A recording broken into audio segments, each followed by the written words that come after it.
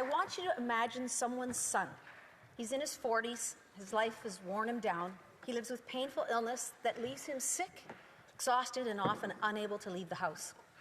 On top of that, he struggles with addictions, depression, and anxiety that have taken more from him than anyone can see from the outside.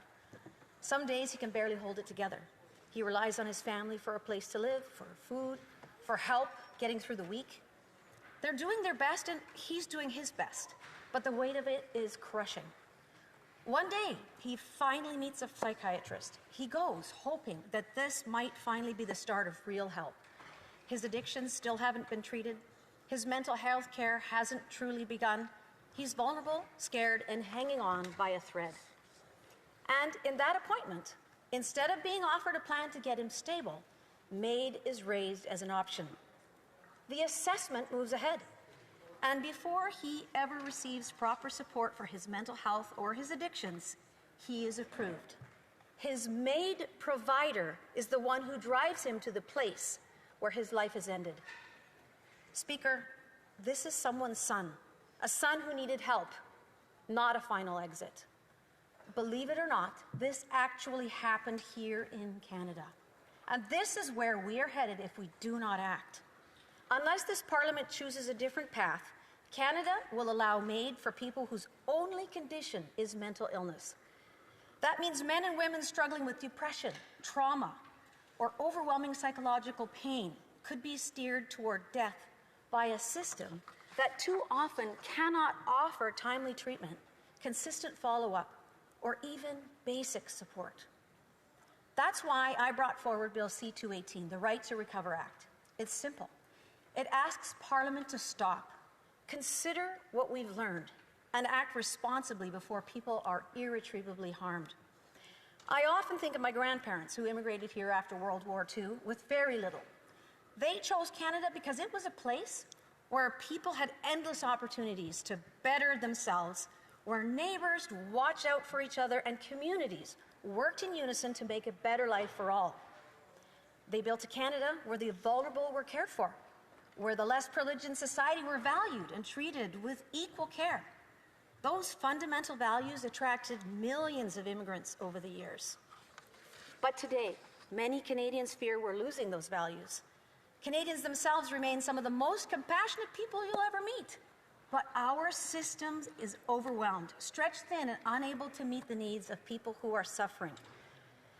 When people fall through the cracks, the easy temptation is to accept that failure is inevitable. When that happens, people facing mental illness can end up alone, waiting months or sometimes years for specialized treatment. And when help doesn't come, they lose hope. That moment of hopelessness should never be treated as an opportunity for the state to end their lives through MAiD. When this House last debated MAiD, mental illness was not a part of the core discussion. It was added at a last-minute Senate amendment to Bill C-7. The implications weren't fully considered or understood by this House. Now, since then, we've learned a lot more. Psychiatrists across Canada, including the chairs of psychiatry at all 17 medical schools, have told us plainly that there is no reliable way to predict when a mental illness is irremediable, which is a requirement in the MAiD law. People get worse, but they also get better, and most do. There's no test, no scan, and no clinical tool that can reliably tell us someone will never recover. They all deserve that opportunity. They shouldn't be encouraged to give up on themselves. As legislators, we need to listen to what so many medical professionals are telling us. They're telling us how hard it is to distinguish between suicidal ideation and MAiD. The feelings behind them, hopelessness, loneliness, fear, the belief that one is a burden, are the same. For decades, clinicians have understood that when someone feels hopeless or sees themselves in a very negative way, it can look like they're thinking clearly, but they are rational even when their judgment is clouded by despair. In 2021, most of us didn't have the evidence we now have about how MAiD assessment functions in the real world, or the specific dangers of expanding MAiD into mental illness. We now know there's no reliable way to determine when a mental illness is truly irremediable. Suicide prevention experts, including the Canadian Association for Suicide Prevention, warn that how we talk about these issues shapes the choices people make. And suggesting that death is a solution to suffering undermines hope. It puts people at real risk. Speaker, this expansion to MAiD for mental illness forces Canada into a huge contradiction. On one hand, we invest in suicide prevention. We train professionals to intervene, to listen, or pull back people from the edge. On the other hand, with the expansion of MAiD, we would invite those same vulnerable people to consider state-facilitated death. So we must ask, who receives suicide prevention and who is guided toward MAiD? If a person suffering from depression calls a crisis line tonight, do we encourage them to hold on, or do we quietly redirect them to an assessor? What principle decides the answer?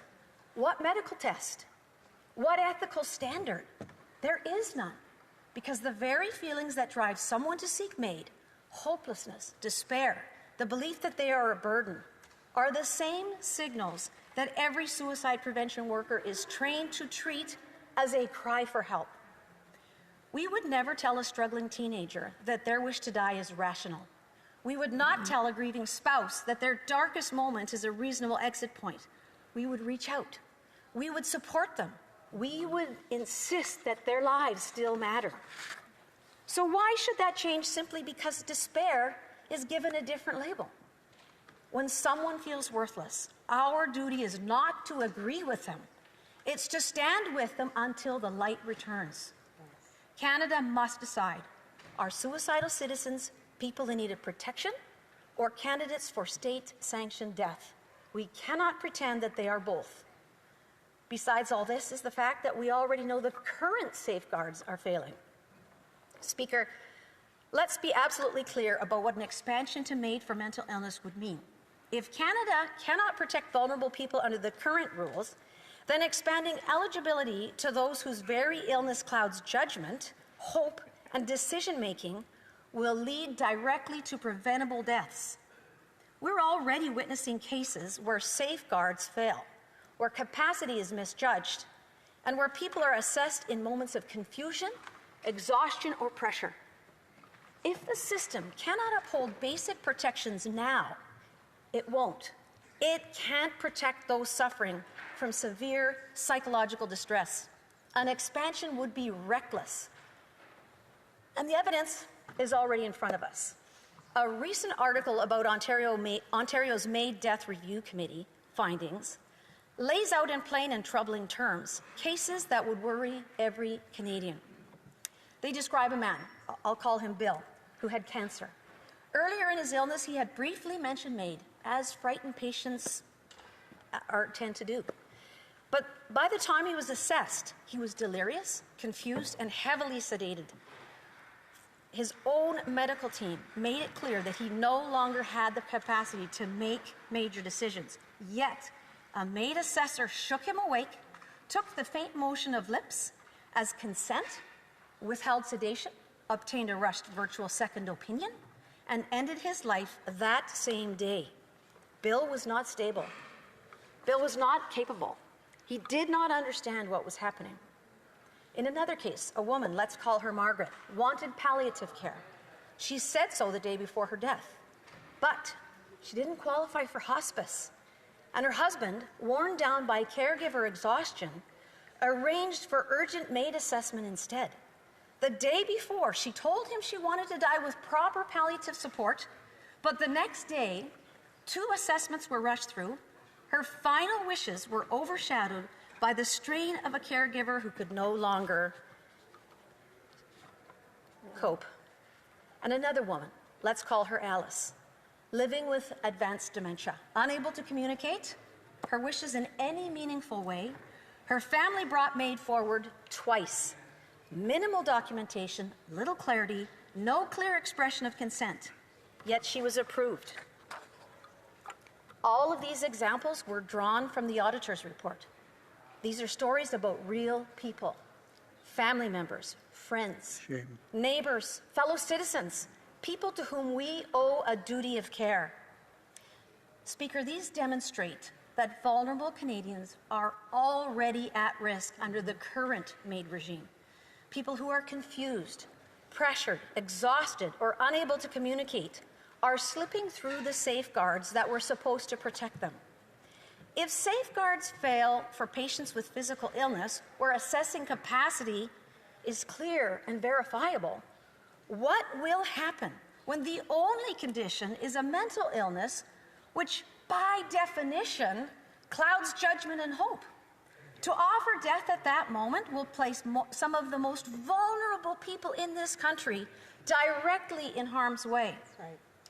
Today, a person deemed unable to manage their finances must undergo rigorous capacity assessments, interviews, documentation, expert review, collateral information, verification, because we recognize the risk of exploitation. Yet for MAiD, a situation of life or death, a brief conversation can suffice, no thorough evaluation, and when the safeguards fail, there seems to be few consequences. We now live in a country in which we protect bank accounts better than a human life. Speaker, we also know that families across Canada are deeply shaken by how MAiD was carried out for their loved ones.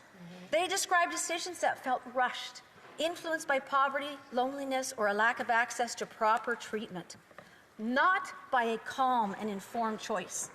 These experiences are warnings from the very people who lived through the consequences. And Canadians are uneasy. Polls show a clear majority do not support MAiD for mental illness alone. Provinces are asking Ottawa to reconsider, calling for a stop. And Quebec, one of the most permissive MAiD jurisdictions in the world, has banned it by law. International human rights experts have raised the alarm, including the UN Committee on the Rights of Persons with Disabilities, who has urged Canada to step back, warning that our trajectory risks discriminating against people with disabilities and mental illness. They recommend repealing this expansion entirely. That is what Bill C-218 does. And we must remember a crucial truth. Recovery from mental illness isn't rare, but common.